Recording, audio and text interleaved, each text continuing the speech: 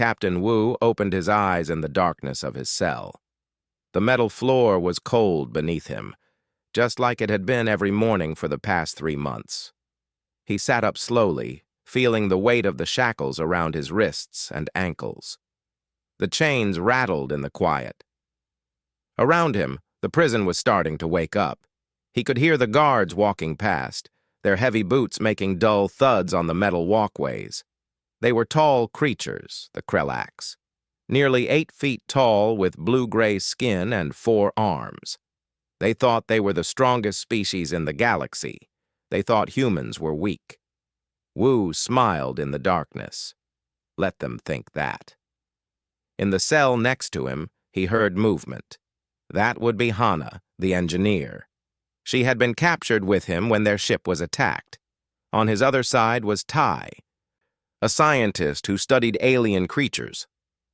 The 3 of them had been kept separate from other prisoners because the Krelax thought humans were too fragile to mix with the general population. The lights came on suddenly, bright and harsh. Wu squinted against them. A guard appeared at his cell, looking down at him with something like contempt in its 4 eyes. "Food," the guard said in broken human language. It pushed a tray through the slot in the energy barrier. The food was gray paste that tasted like metal, barely enough to keep a human alive. "Thank you," Wu said politely. The guard made a sound like laughter and walked away. Wu ate the paste slowly.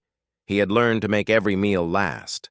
While he ate, he exercised his hands, opening and closing them, feeling the strength in his fingers. 3 months ago, these shackles had felt impossibly heavy. Now they felt normal. His body had adapted. That was the thing about humans. They adapted. When the guard was gone, Wu heard a soft tapping on the wall. It was Hana. She was using the code they had developed. 3 taps, pause, 2 taps. It meant tonight. Wu tapped back. 1 tap, yes. He stood up and walked to the small window in his cell. Outside, he could see the mining colony stretching across the red desert. Thousands of prisoners worked there every day. He had seen dozens of different alien species in the yards. Some were strong, some were smart, but all of them had given up. Humans didn't give up. Later that day, they were taken to the exercise yard. It was a large open space surrounded by high walls and guard towers. The Krelax allowed prisoners 1 hour of exercise each day. They thought it kept them healthy enough to work, but too tired to cause trouble. Wu saw Hana and Tai across the yard. Hana was small and thin, with short dark hair. She looked weak, but Wu knew better. She had been lifting rocks and doing pull-ups on the bars every single day. Tai was taller, with glasses that were cracked from when they captured him. He spent his exercise time studying the guards, watching how they moved, where they looked, what made them nervous. They didn't speak to each other. The guards watched for that, but they didn't need to speak. They had been planning this for weeks. Wu did his exercises slowly, push-ups with the heavy shackles on his wrists, squats with the ankle chains. Every movement was harder with the extra weight. That was the point. The Krelax had given him shackles meant for creatures much stronger than humans. They thought it was funny. They didn't realize they were training him. As he exercised, Wu watched the guard rotation. There were 12 guards in the yard, 2 in each tower, 4 walking the perimeter. They changed shifts every 6 hours. During the change, there was a 10-minute window when the guards were distracted. That night, after the lights went out, Wu listened to the prison. He had memorized every sound, the hum of the power generators, the buzz of the energy barriers, the footsteps of the night guards. He knew their patterns better than they did. At exactly midnight, the food slot in his door opened. A small device slid through. It was something Hana had built from parts she had stolen over weeks. A small electromagnetic pulse generator. It would only work once and only for a few seconds, but that was all they needed. Wu pressed the device against his shackles and activated it. There was a soft click. The locks didn't open, but they weakened. 3 months of stress on the same points, 3 months of pushing and pulling had created tiny cracks in the metal. The EMP had disrupted the last of the magnetic seals. He heard similar clicks from the cells next to him. Now they waited. At 2 in the morning, the guard shift changed. Wu heard the night supervisor walking past, checking each cell. This was the one who always stopped to mock the humans. Tonight, he stopped at Wu's cell. "Still alive, little human?" the guard said. "Tomorrow you go to the research facility. They will cut you open to see what makes you so weak." Wu stood up slowly. He walked toward the barrier. The guard leaned closer, grinning with too many teeth. "Please," Wu said quietly. "Please don't send us there." The guard laughed. It reached for the control panel, ready to give Wu a shock through the barrier just for fun. Its finger touched the button. Wu moved. He snapped the weakened shackles with a sound like gunfire. Metal fragments flew. Before the guard could react, Wu grabbed the control panel through the barrier opening and yanked. The guard stumbled forward. The barrier flickered. 1 second. That was all Wu needed. He reached through, grabbed the guard's head with both hands, and slammed it into the wall. The guard dropped. Wu caught him and dragged him into the cell, taking his weapon and access card. Behind him, he heard more sounds. Hana and Tae had taken down their guards, too. The alarm hadn't gone off yet. They had maybe 30 seconds. Wu stepped out of his cell and saw his friends. Hana was holding a plasma rifle. Tae had a guard's shock stick. They looked at him, waiting. Wu nodded once. They moved into the corridor. And then the screaming began. The prison exploded into chaos within seconds. Guards came running from every direction, but they weren't ready for what they found. The humans weren't running away. They were hunting. Wu moved through the corridors like water, smooth and unstoppable. Every guard that came at him went down. He used the plasma rifle until it ran dry, then switched to the shock stick, then to his bare hands. The Krelax were bigger and stronger, but they were slow. They had never fought something that didn't stop when it was hurt. Hana took point, her engineer's mind reading the prison layout instantly. She led them through maintenance tunnels and service corridors that the guards barely knew existed. When they hit resistance, she didn't hesitate. 3 months of anger came out in precise, controlled bursts of violence. Tae stayed in the middle, protecting their backs and calling out warnings. His knowledge of alien biology told him exactly where to hit each species to put them down fast. The Krelax had 4 hearts. 2 strikes to the lower chest and they dropped like stones. They reached the cell blocks where other humans were kept. 37 humans, scattered across 3 levels. Wu started opening cells while Hana watched the corridor and Tae grabbed more weapons from fallen guards. The freed humans stared at them in shock. Some had been prisoners for years. They had forgotten what hope looked like. "Can you fight?" Wu asked a woman with gray hair and scars across her face. She picked up a rifle from the floor and checked the charge. "Watch me." More guards came. The humans formed a defensive line.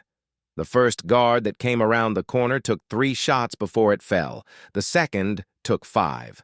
The guards had armor and shields. It didn't matter. The humans just kept shooting until nothing moved. A young man next to Wu took a blast to the shoulder. It burned through his shirt and left black marks on his skin.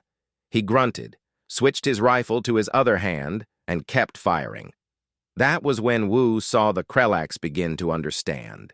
It was in their eyes. That moment when they realized that humans didn't fight like other species. Humans fought like the universe was trying to kill them, and they were tired of it. They reached the armory after 20 minutes of constant fighting. Hana blasted the door open. Inside were enough weapons to arm a small army. The freed humans grabbed everything they could carry. Plasma rifles, shock weapons, grenades, armor. "Where now?" Hana asked, loading fresh power cells into her rifle. "Command center," Wu said. "We need to send a message." They fought their way up 3 levels. Every corridor was a battle. Every room had guards waiting. The Krelax sent 20 guards, then 50, then 100. It didn't matter. The humans had decided they weren't going back in cages. Tay took a blast to the leg and went down. 2 humans dragged him behind cover while 3 others filled the corridor with plasma fire. When the shooting stopped, Tay was back on his feet, limping but moving. "I'm good," he said through gritted teeth. They took the command center by storm. Wu kicked in the door, and the first guard inside didn't even have time to draw a weapon. Hana and 5 others cleared the room in seconds. When the smoke cleared, they had control of the entire prison's systems, and they had an audience. On the screens around the command center, Wu could see the reactions from every guard post in the facility. He saw fear, real, genuine fear on alien faces that had never known it before. Hana was already at the main console, her fingers flying across the controls. She was the best engineer in the Earth Defense Corps for a reason. "Give me 2 minutes," she said. "I can reach Earth frequencies from here." Wu nodded. He turned to the others. "Hold this room. Nothing gets through." They barricaded the doors. Some freed humans took positions at the windows. Others checked weapons and reloaded. A few sat down heavily, finally letting themselves feel their injuries. Wu walked to the main window and looked out over the prison. He could see guards massing below, preparing for an assault. There had to be 500 of them now. More were coming. He picked up a communication device from a dead officer and spoke into it, knowing every guard in the facility could hear him. "My name is Captain Wu of the Earth Defense Corps. You made a mistake when you took us. You thought we were weak. You thought you could break us. You were wrong." He paused, watching the guards below. "We are humans, and we do not break." Outside, searchlights swept across the building. Heavy weapons were being moved into position. The Krelax were preparing for war. Behind him, Hana's hands never stopped moving across the controls. Hana worked in silence, her mind processing information faster than most people could read. The Krelax security systems were complex, but not impossible. She had cracked harder codes when she was building her first engine at 12 years old. Around her, the command center buzzed with activity. Freed humans were organizing defense positions. Someone had found medical supplies and was treating the wounded. Tay sat in a corner, his leg bandaged, directing 2 younger humans on where to place explosives they'd found in the armory. The screens showed guards gathering in greater numbers. Wu stood at the main window, watching them. He looked calm, but Hana knew him well enough to see the tension in his shoulders. They were trapped. They all knew it. "How long until they breach?" Wu asked without turning around. 10 minutes if they're careful," Tay called out. 5 if they're angry." "They're angry," Wu said. Hana's fingers flew faster. She had broken through the first 3 security layers, but the communication systems were locked behind military encryption. Good encryption. The kind that took days to crack. She didn't have days. She had minutes. On one of the side screens, something caught her eye. A data file labeled Research Transfer Human Subjects.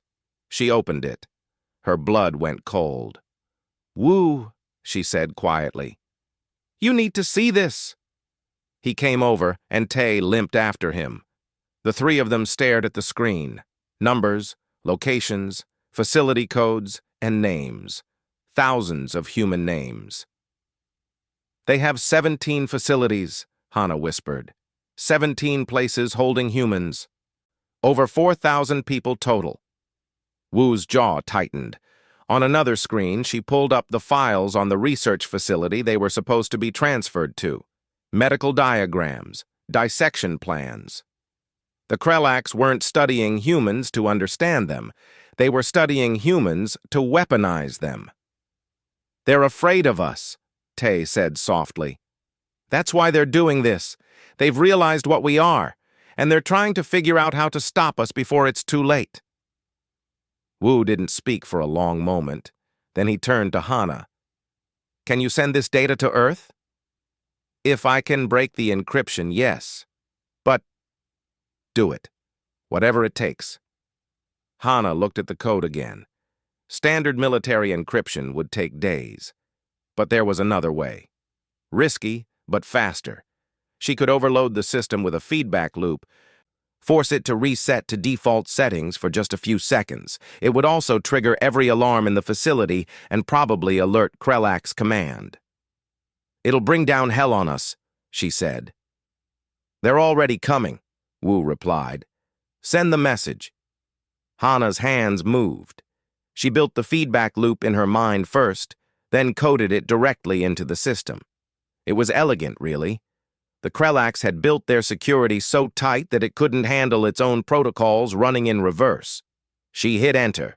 Every screen in the command center went white. Alarms blared. Somewhere in the building, something exploded. The lights flickered. And for exactly 4 seconds, the communication system was wide open. Hana sent everything. The facility locations, the prisoner counts, the research files, and a short message to Earth Defense Corps Command. They fear us. Come get your people. Lieutenant Hana, EDF. The screens came back online. Outside, the guards were moving faster now. New sirens were sounding, different from the prison alarms. What's that? Someone asked. Tay pulled up an external sensor feed. His face went pale. Orbital defense platforms. They're charging weapons. They wouldn't, another human said. There are thousands of prisoners here. Other species, not just us. Wu and Hana looked at each other. They both knew better. They're going to destroy the whole facility, Wu said quietly. No evidence, no witnesses, no humans who know what we're capable of. How long? Hana asked. Tay checked the readings. 20 minutes until the platforms are fully charged, maybe less. The room went silent. They had fought their way to freedom, sent their message home, and now they were going to be vaporized from orbit. Some of the freed humans sat down, exhausted and defeated. But Wu was smiling. Hana, can you access the prison hangar systems? She pulled up new screens. Yes, but the hangar is on the other side of the facility. We'd have to fight through half the prison to get there. How many ships? 12 transport vessels. Maybe 20 smaller craft. Could they hold everyone in this prison? Hana did quick calculations. If we pack them tight, yes. But Wu, we'd need to free all the prisoners, fight to the hangar, steal the ships and escape. All in 20 minutes. 18 minutes now, Tay added. Wu looked at the freed humans around him. They were tired, hurt, and outgunned. They should be hopeless. But when he met their eyes, he saw something else. He saw the same thing he felt. Determination. Listen up, he said loudly. We have 18 minutes to save everyone in this prison and escape. It's impossible. The odds are against us. We'll probably die trying. He paused. But we're humans. Impossible is what we do best. A woman with the gray hair stood up.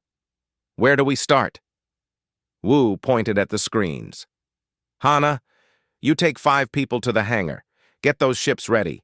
Tay, you take the wounded and anyone who can't fight. Use the service tunnels. Get them to the hangar and on those ships. What about you?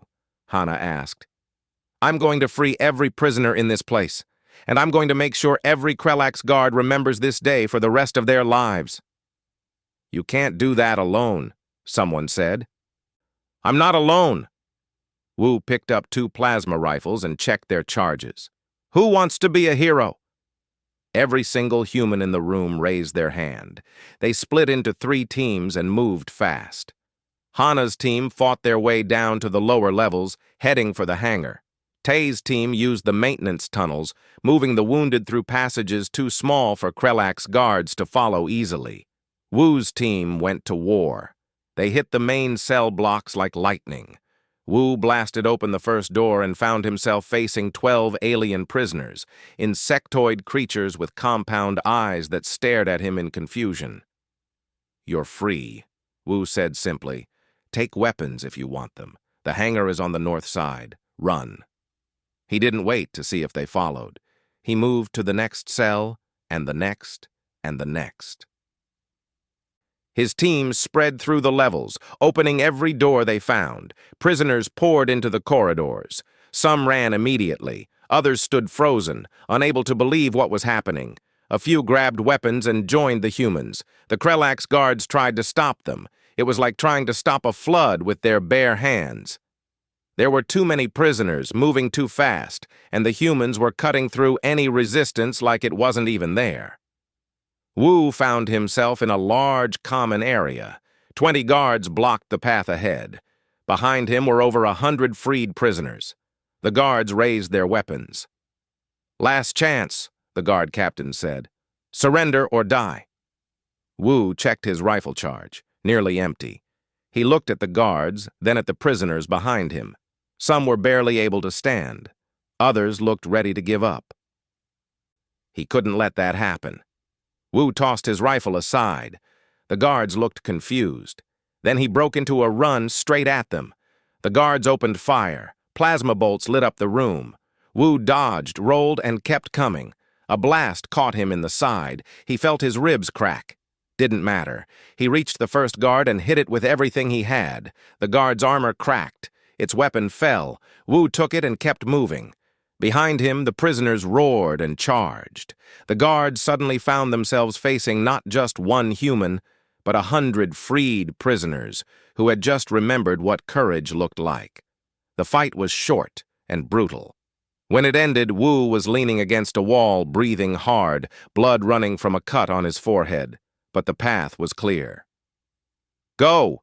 he shouted to the prisoners. "North corridor. Follow the signs to the hangar!"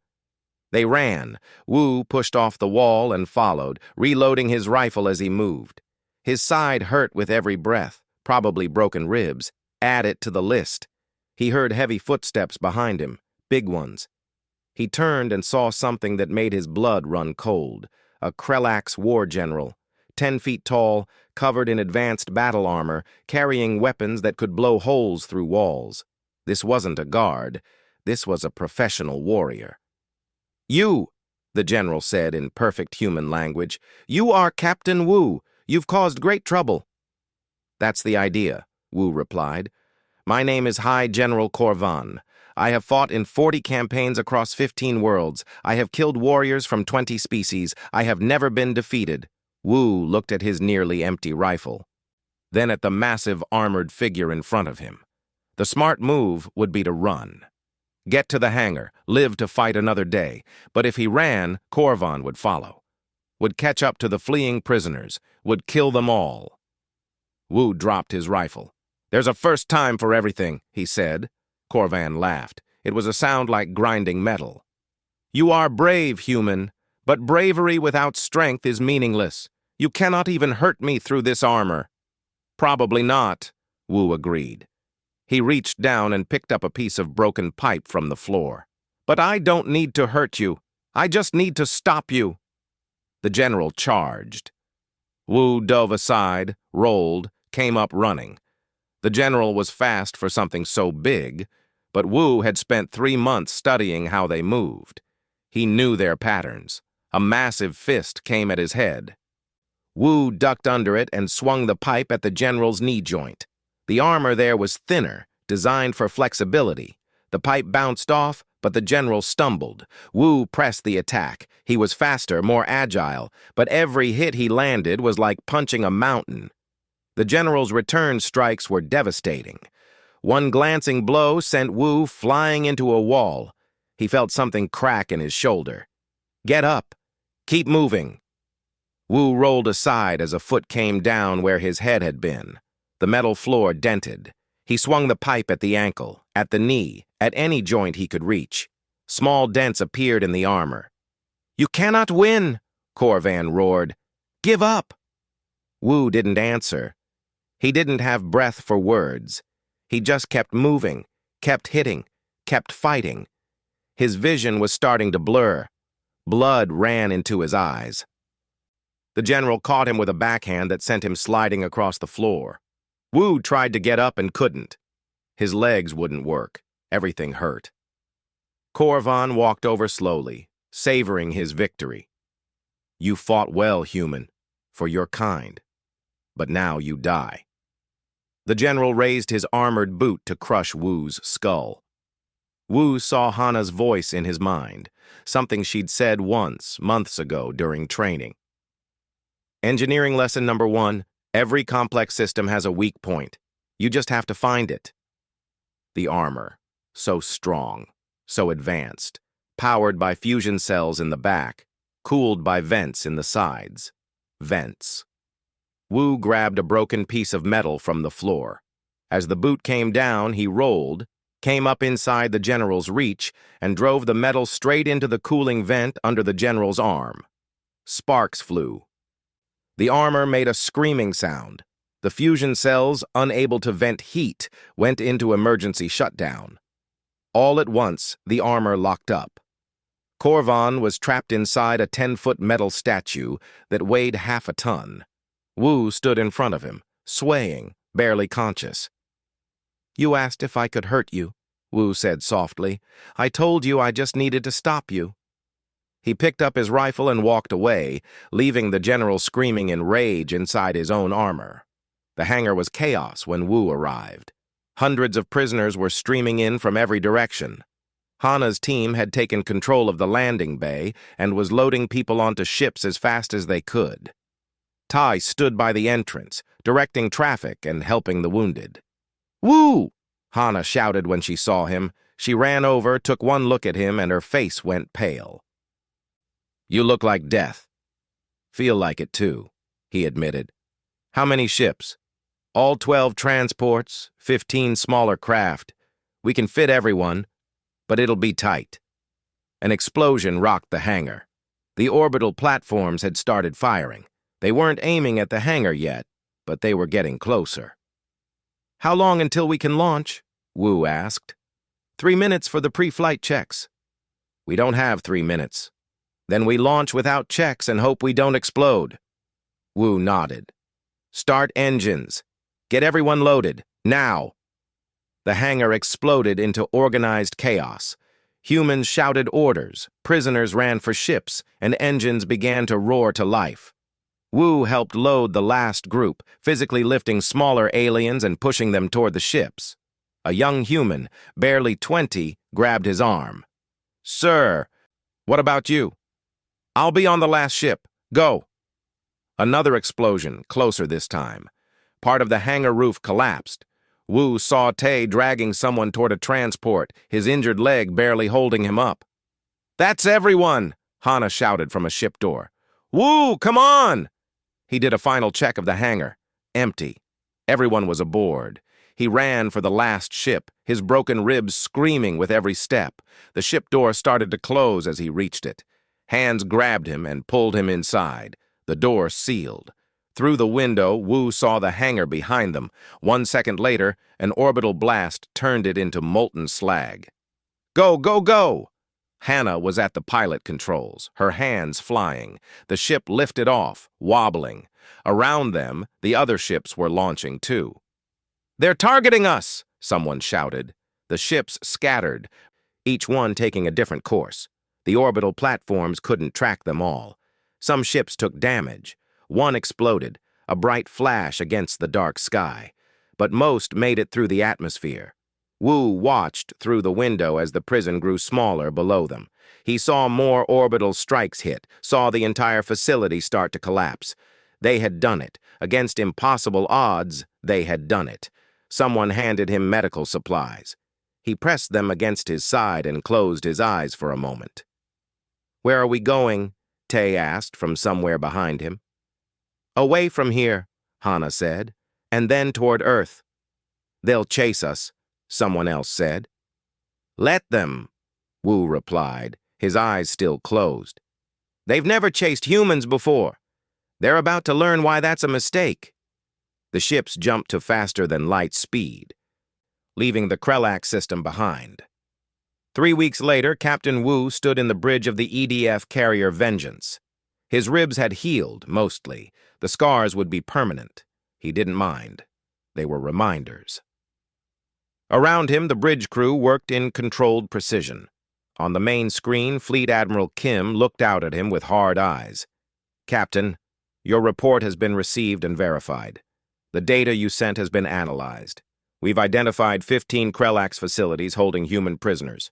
4,231 humans total. Wu nodded. He'd memorized those numbers. We're mounting a rescue operation, the Admiral continued. The largest in EDF history. 15 strike teams, 15 targets, simultaneous assault. We're hitting them all at once. Permission to lead one of the teams. Sir. Permission granted. Lieutenant Hana will be your second. She's been promoted. So have you, Commander Wu. Around the bridge, officers snapped to attention. Wu didn't feel like celebrating. There were still over 4,000 humans in chains. The Admiral's expression softened slightly. Commander, what you did, what you and your team accomplished, it changed everything. The Krelax thought we were weak. Now they know better. So does every other species in the sector. What are they saying, sir? The prey species see us as liberators. The predator species see us as threats. Everyone sees us differently now. The Admiral paused. There's something else. High General Corvan submitted a formal report to Krelax Command about what happened at the prison. His testimony has caused significant concern in their military. Good, Wu said quietly. There's more. Intelligence Officer Mira has been analyzing the data. The prison break wasn't just seen by the Krelax. Over 30 different species got word of what happened. Some through official channels, some through rumors, but everyone heard the same thing. Humans don't break. On the tactical display, Wu could see the fleet assembling. Dozens of ships, thousands of soldiers, all heading toward Krelax space, all coming to bring humans home. When do we leave, sir? 2 hours. We'll hit all 15 facilities at dawn in their local time zones. By nightfall, every human prisoner will either be free or will die trying. Understood, sir. The Admiral's image faded. Wu turned to look out the window at the assembled fleet. He thought about the humans still waiting in cells, still wearing chains, still wondering if anyone would come for them. Commander? It was Mira, the intelligence officer. She was young, brilliant, with the kind of mind that could track 100 variables at once. I've been running scenarios. The Krelax will resist. They have to. If they let us take our people without a fight, they'll look weak to every species watching. I know. Some of those facilities are heavily defended. We'll take casualties. Maybe heavy casualties. I know that too. Mira was quiet for a moment. Then she said, Why do humans do this? Fight battles they might not win? Risk everything for people they've never met? Wu thought about Hana, working for hours to send a message home, about Tay, fighting on a broken leg because others needed him. About 37 freed prisoners who had grabbed weapons and charged into battle just because someone gave them hope. Because we're human, he said simply, and we don't leave our people behind. The bridge crew was watching him now. He realized they needed to hear it, not just Mira, all of them. 3 months ago, I was captured. I was put in chains. I was told I was weak, that my species didn't matter, that no one would come for me. But I knew something they didn't. He looked at each face on the bridge. I knew that somewhere, someone was refusing to give up. Someone was planning, preparing, getting ready to come get me. Because that's what humans do. He turned back to the window. Now it's our turn. There are 4,000 humans out there who think no one is coming. They're wrong. We're coming. And every Krelax facility, every guard, every general who thought they could cage humans is about to learn the most important lesson in the galaxy. What's that, sir? A young ensign asked. Wu's reflection in the window showed him smiling, but there was no humor in it, just pure determination. You can chain a human. You can hurt them. You can take everything they have. But you can never, ever make them quit. And if you try, if you push them far enough, they will show you why Earth's children are the most dangerous things in the universe. The fleet began to move. Hundreds of ships entering hyperspace in perfect formation. Wu watched the stars stretch and blur. In 15 Krelax facilities, guards went about their routines. Prisoners worked in chains. Life continued as it had for months or years. They didn't know yet. Didn't know that the humans had sent a message. Didn't know that Earth had answered. Didn't know that at this very moment the largest rescue fleet in human history was coming for them at faster-than-light speed. But they would know soon. Wu thought about Korvan, trapped in his own armor, screaming in rage and fear. He thought about the guards watching surveillance footage of the prison break, seeing humans do the impossible. He thought about the Krelax commanders reading reports and realizing too late that they had made a terrible mistake. They had caged humans. They had thought it would break them. Instead, they had just made them angry. And now the chains were broken. The screams had begun. And nothing in the galaxy would stop Earth from getting its people back. The fleet jumped to hyperspace, leaving nothing behind but the promise of what was coming. Rescue, justice, and the absolute certainty that the Krelax Empire would learn what it meant to face humanity when everything else had failed. In his cell 3 months ago, Wu had been just a prisoner, just another captured soldier, weak and alone. But he had never been just anything. He was human, and humans didn't break. They broke free.